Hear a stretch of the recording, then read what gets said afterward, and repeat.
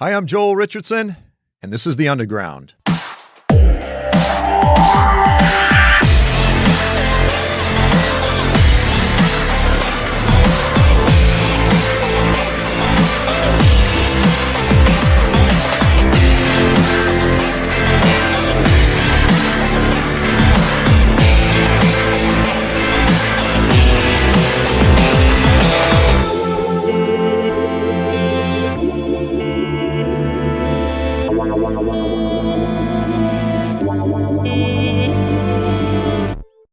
Welcome to this week's episode of The Underground, a program that explores the testimony of the biblical prophets, the gospel of Jesus Christ, current events, and how all of these things relate to you and me. Now listen, friends, it is, from last week, it is a new world. It is a new world. From the time that I recorded last week's program at the beginning of the show, I said, I think I know who's going to be elected president. And I didn't say who, but in my heart, I really believed that it was probably going to be Hillary. Why did I believe that? Because I lived through the 90s. I, throughout the 90s, was incredibly politically engaged. And I watched in case after case after case where both Bill and Hillary would be caught red-handed committing acts that were either illegal or completely unethical. And despite all of the evidences, despite sitting in front of jurors and special panels, would say, I don't recall 60 or 200 some odd times that every time they managed to slither out of it, that they were just, Teflon, that nothing stuck to them. And I was simply, because of the pattern of having dealt with them in the past, because of my cynicism over the past 8 years as I've watched the mainstream media really largely just completely demagogue and demonize conservatives and so on and so forth, I didn't believe that the process was going to work. I didn't believe that there was a chance that we would see Hillary lose, that she would be a thing of the past, that the era of the Clintons would be a thing of the past. Now listen, I want to be very clear. I believe this is a good thing for the United States, for every American. The fact that this woman, with such a long history of corruption, of utterly being in the back pocket of some of the most corrupt terrorist-supporting states in the world, of being a criminal, of having a history of violating the law, but again, of slithering out of it, of crossing just so many ethical and legal lines, and yet managing to get away, but having lost the election. This is a good thing. I voted for Donald Trump. Now, I want to be very clear. I agonized throughout the whole election process. I'm not going to get into all of the details of that. Now is our job to speak to the Trump administration, to pray for the Trump administration, and to hold them to a more righteous and moral standard. So the topic for this week's episode is the Trump administration in Turkey. I thought it was the perfect title for this week's episode because this is Thanksgiving week. And people go, yeah, Turkey, I get it, Joel. I'll just tell you this interesting little blurb. Where did the American turkey, the bird, get its name? Well, when you had the British Empire, and you had all these Brits that were in Asia Minor, that were in Turkey in the Ottoman Empire, they used to hunt these type of hens, these guinea hen type of birds, guinea fowl, a little bit different than the African guinea fowl, sort of like a pheasant. And they didn't really have a name for them. Interestingly enough, in Turkey, they used to call them Hindis because they also had them in India from Hindustan or, India. Well, then when you had many of these Brits come over to the United States, they see this bird and they didn't know what to call it. And the closest thing that they could liken it to were these hens from Turkey. And so which was the Ottoman Empire, but the land of the Turks. And so they called it the turkey. And so there is the etymology of the bird, the turkey. It actually comes from the Republic of Turkey. Okay, interesting. Good. The new administration, the Trump administration in Turkey. Something has developed even just over this past week as the Trump administration is putting together its cabinet, and there's something that we need to talk about. So here is an article that was featured in the online website called The Intercept, the online news site called The Intercept. And as you can see, the title of this article is Turkish Client Paid Trump Advisor Michael Flynn, General Michael Flynn's company, tens of thousands of dollars for lobbying. Okay, so one of the guys that has been welcomed on as part of the Trump transition team is General Michael Flynn. General Michael Flynn. Now, again, just a little bit of backstory. Trump has repeatedly made it clear that he is going to drain the swamp. What does that mean? He is going to get rid of much of the corruption in Washington. And when he says drain the swamp, what he's talking about foremost is the atmosphere of lobbying, the lobbyists in Washington, where everybody is being paid by some foreign government, by some corporation, by some company to go to the politicians to try to influence them. And so you have so many of these politicians that were former politicians, they retire and they get paid big, big bucks by these various foreign governments, corporations, and so forth to basically, spread the agenda of whatever these particular governments are and so forth. So the only way to really clean up Washington, one of the primary ways to clean up Washington, is to get rid of the lobbyists. Now, listen, this is a great thing. The fact that a president is talking this way, this is a miracle.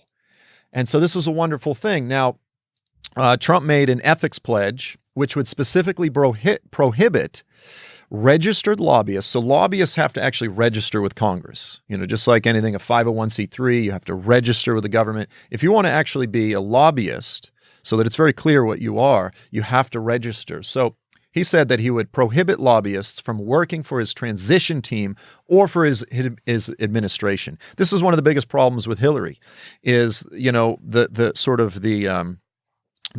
merging between the Clinton Foundation and her position of government as Secretary of State and all of the jobs and so forth that flowed between one and all the payments and money. I mean, just completely corrupt. And a charity which, by the way, only spent 5% of all the multiple millions of dollars that they received on actual charities. 5%. That is a scam. That is an absolute scam. That is an ethical nightmare. The fact that anybody would stand up and defend that is a joke. Okay, so Trump has said he's going to get rid of these lobbyists. He said no lobbyists are going to work as part of his transition team or his administration. Lieutenant General Michael Flynn, who was one of Trump's earliest supporters, one of his earliest vocal supporters. He is now a vice chair of the transition team, and they're talking about him potentially getting the post of National Security Advisor. National Security Advisor. Okay, why is this a problem? Why is this a problem? Although Flynn, General Flynn himself is not a lobbyist, he owns a company. And again, this is the type of stuff that's common in Washington, and this is the kind of stuff that needs to stop in Washington.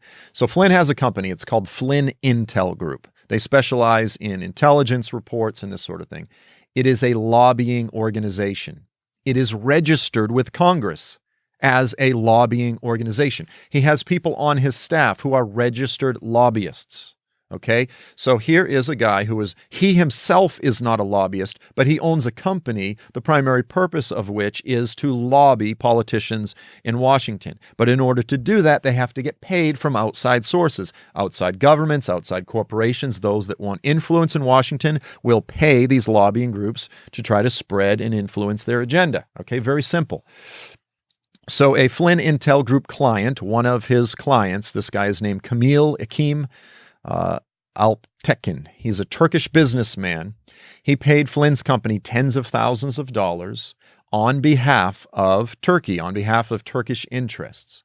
Okay, so you go, all right, that's interesting. What did it produce? Well, on election day, on the day of the elections, Flynn published a fairly lengthy opinion piece and a very strong opinion piece in the online website, news website called The Hill. This is a real prominent website in Washington, The Hill. And specifically, he was urging the U.S. to support Turkey Turkey's controversial president, Recep Tayyip Erdogan. Those that watched last week's program, those that follow my program know that I am no fan of President Erdogan. That in my opinion, this guy he is a dictator, period. But he is sort of, I'm likening him to an emerging Adolf Hitler. There are so many parallels to his career, his actions, his behavior, his attitude, and the things that he's been doing over the past even just few months. If you're unaware of what I'm talking about, please go back and watch the last program. This guy is dangerous. So he writes this glowing piece on behalf of Erdogan, but specifically he was saying that the next administration should extradite this particular Turkish Islamist who lives in Pennsylvania, Fethullah Gülen. I don't have a problem with what he's saying in terms of extraditing Gülen. I really don't, because I could care less. He is an Islamist. He's a fraud. He shouldn't be hiding out in the United States, but he is not an Islamist after ISIS. Okay, we'll get into that some more. So here is the just a snapshot of the article in The Hill that Flynn wrote. And the title was, "Our ally Turkey is in crisis and needs our support." Our ally Turkey is in crisis and they need our support. In other words, Erdogan, who runs the country now, needs our support. Well, let's just see some of the things that Flynn had to say. He said this. He said, "We must begin with understanding that Turkey is vital to U.S. interests." Okay, now that may be the case with regard to foreign policy, and I would agree. Turkey is an important geostrategic piece of property. We have to carefully steward and manage our relationship with Turkey. Then he goes on, he says, "Turkey is really our strongest ally against the Islamic State in Iraq and Syria." Well, it depends what you mean by strongest, because our best ally against ISIS has been the Kurds, whether in Syria, whether in Iraq, or anywhere. The Kurds have been the greatest ally, the strongest ally. They've been doing the most. They've got girls out there, young women fighting ISIS, doing the job, getting the job done, and we've done a little bit to support them. Turkey, on the other hand, has, again, I've talked about this extensively. Turkey was the primary entity that allowed ISIS to come into being.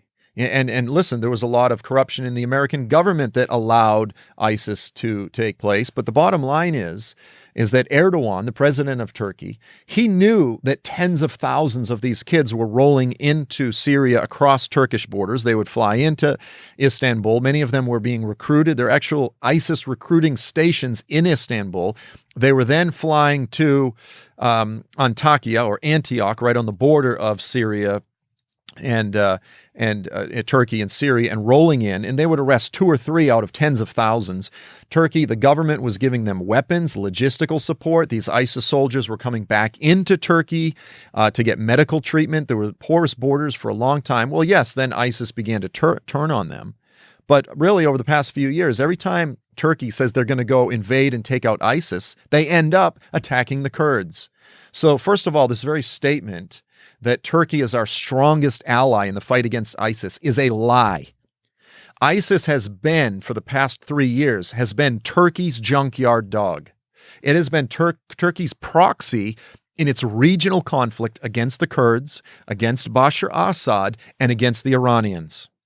The Iranians are using the Iraqi government. They're using Bashar Assad. They're using Hezbollah in Lebanon. They're using others as their proxy. Their proxies down in Yemen, the Houthi rebels, right? So Iran uses proxies. Turkey used ISIS. And apart from ISIS, Turkey is also supporting, in the same way that the United States is, these so-called Syrian rebels. In other words, the groups that are incredibly porous of rolling between the rebels and Jabhat al-Nusra, which is also considered al-Qaeda, is very similar to ISIS in Syria.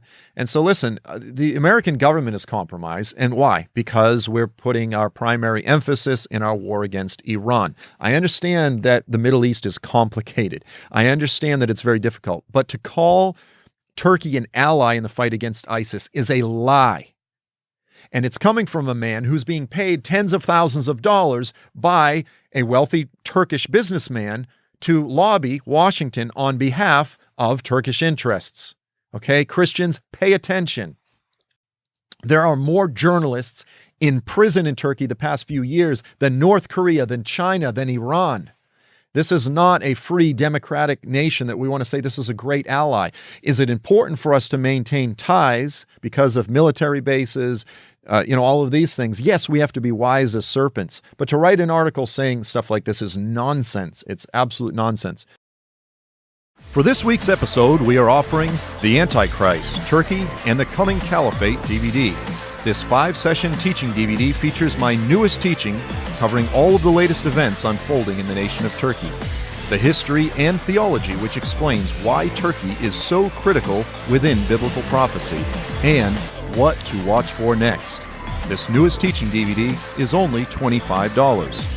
Or, for a bundle discount, you can get a signed copy of my book, Mideast Beast, The Scriptural Case for an Islamic Antichrist, along with The Antichrist, Turkey, and the Coming Caliphate DVD, as well as the Antichrist Debate DVD, featuring a historical debate between Dr. Thomas Ice of the Pre-Tribulational Research Institute and myself, nearly 3 hours long.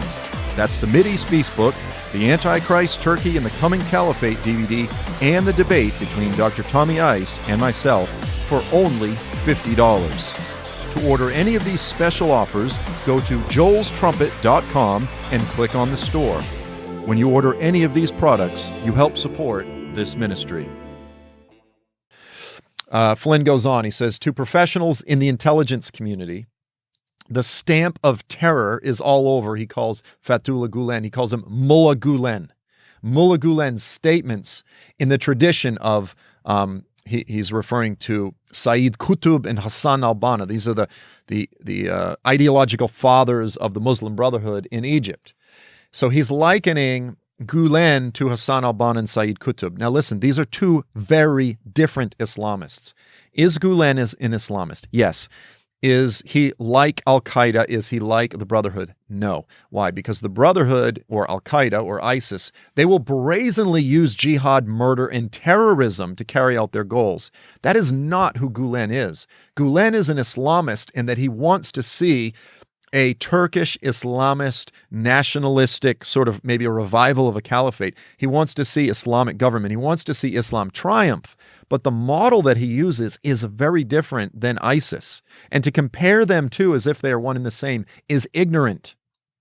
And again, please forgive me. I don't mean to be arrogant in criticizing an American general, but this is nonsense. Anybody that understands these different characters knows that there is a drastic difference between Osama bin Laden and Fethullah Gulen. Are they both Islamists in that they want to establish a caliphate Sharia law? Yes, but their vision of that caliphate is very, very different.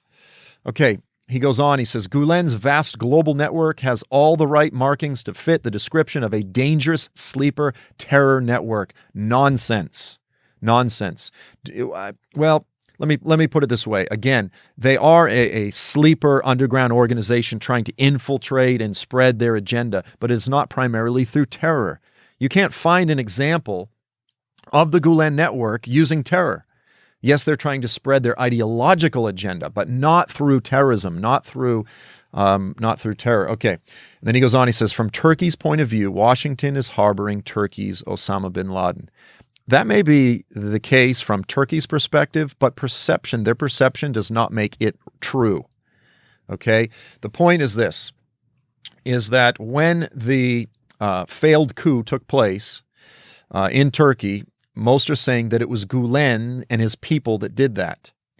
Okay, that may be the case. We don't know. It may have been something that Erdogan's government created as a means to purge all of his opponents throughout the government, because that's exactly what he's done. He's jailed and put away over 100,000 people. He's removed them, fired them, jailed them. Many of them are disappearing. We're talking people that are clearly not terrorists, people that are, again, Salahuddin Demirtas, who is a very well-respected Kurdish politician, has been arrested and put in prison, and he's called a terrorist. I mean, this is crazy.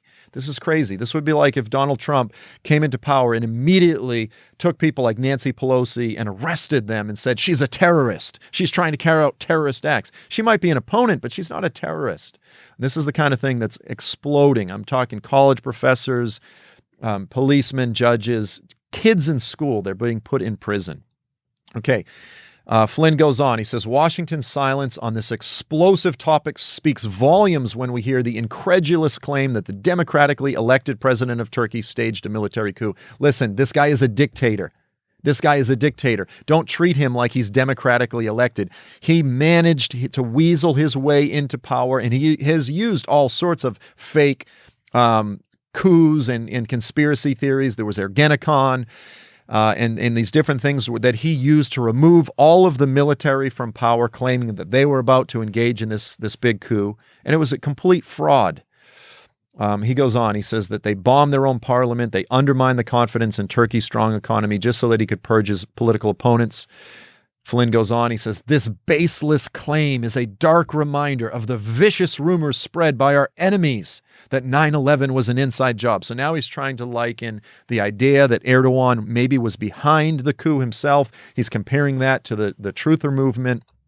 Listen, friends, there's a lot of legitimate evidence. And this is the type of person. I mean, look, we've got tapes of Erdogan talking to his son saying, get rid of the money, boxes of money. And, Erdogan came out and said, oh, that's manipulated. That's not really my voice. You can hear him say it.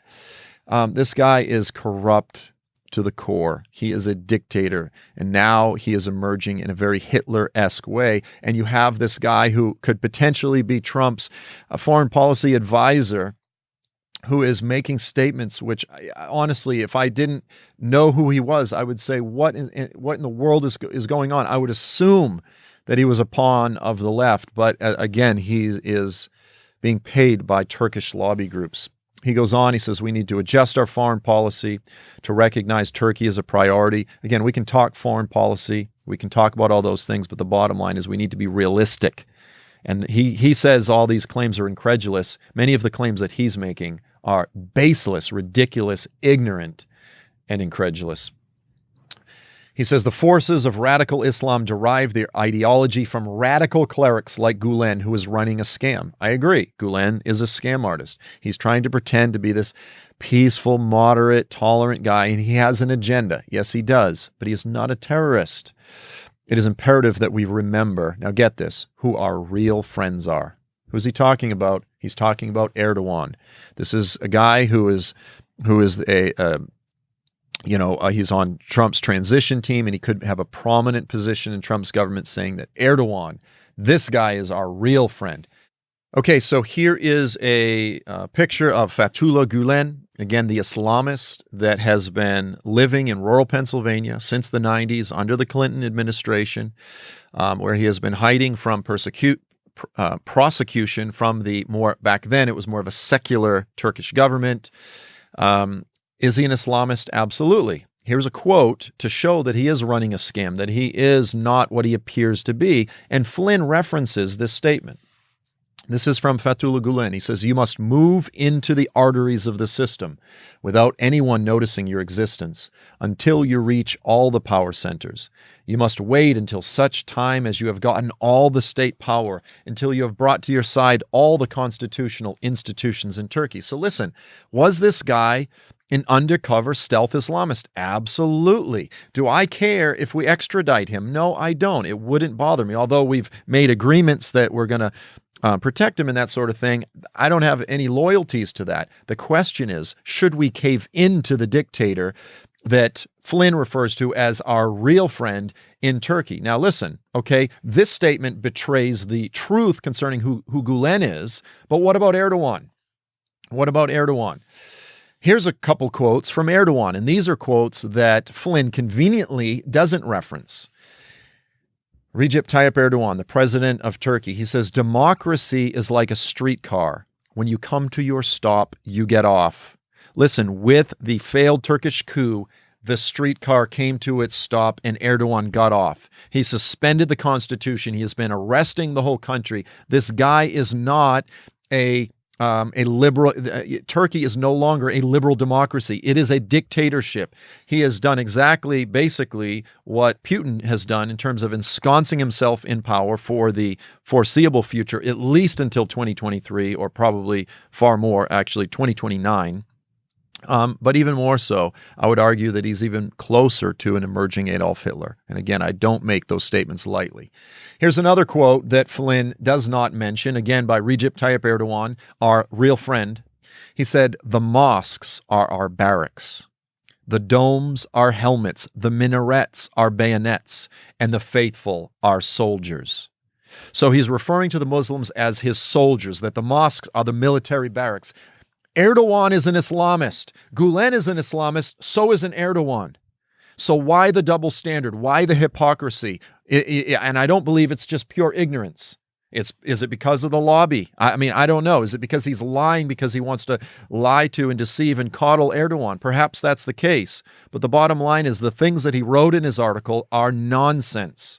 Nonsense. Listen, what are some other reasons to be concerned about Erdogan? Well, again, I mentioned this last week. Here's a map of Turkey. Here's a map of present-day Turkey. You can see the borders. Here's a map that Erdogan has been appealing to the past few weeks as he's become incredibly arrogant and boisterous with the president of Iraq, saying, we're going to come in, we're going to get involved militarily in your country, whether you like it or not.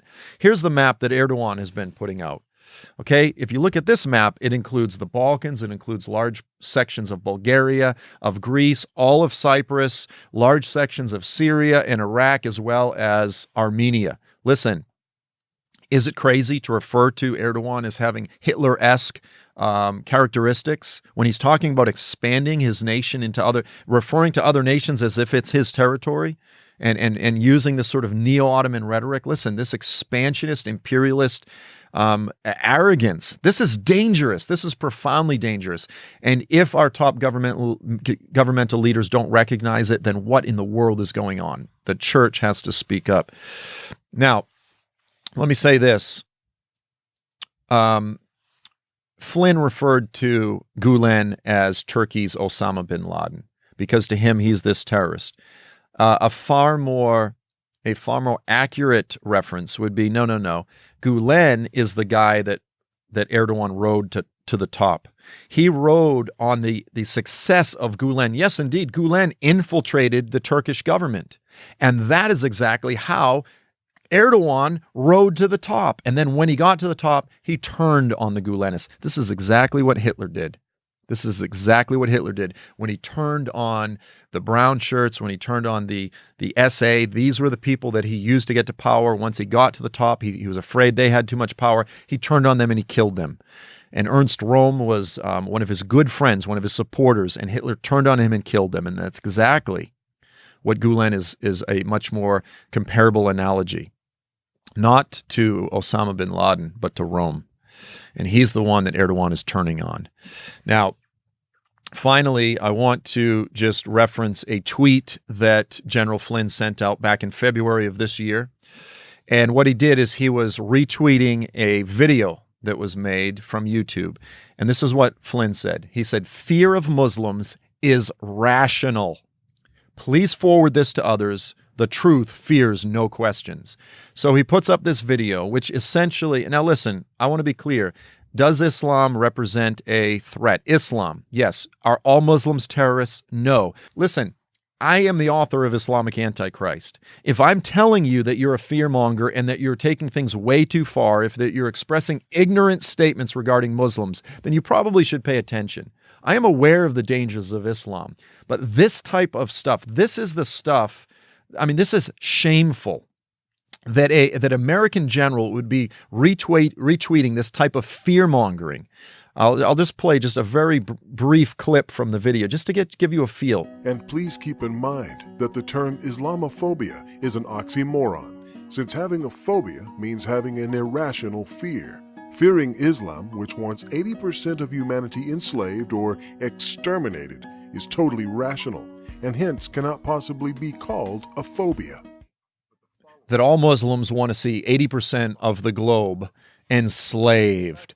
This sort of thing, that fear of Islam is rational, that we should be afraid of Islam, that all Muslims want to kill everyone, that all of the terrorists throughout the earth are all Muslims and this sort of thing. And the bottom line is, that's not true. There's all sorts of terrorists. Yeah, many Muslims, yes. But the bottom line is, listen, as the church, our job is to be wise as serpents, but gentle as doves. And above all, while being aware of the threats around us, if we lose our love, if we lose our light, if we lose our salt, we are done. This type of thing is shameful and needs to be exposed. Let me just end it by saying this. General Flynn needs to be fired. The church, conservative or not, needs to get behind what I'm saying. General Flynn has no business being an advisor to President Trump. I believe that Vice President Pence, who has a fairly good working understanding of the Middle East, I believe that he would agree with me that going forward in the days ahead, as the United States deals with radical Islam, we need a wise approach. We need a godly approach. We need an informed approach. And as much as it pains me to say, General Flynn doesn't represent any of these things, and he needs to be fired. So listen, I know this is fairly controversial, but this is where I stand. So I want to thank you all for being with us this week. As always, I look forward to seeing you next week. I'm Joel Richardson. This is The Underground.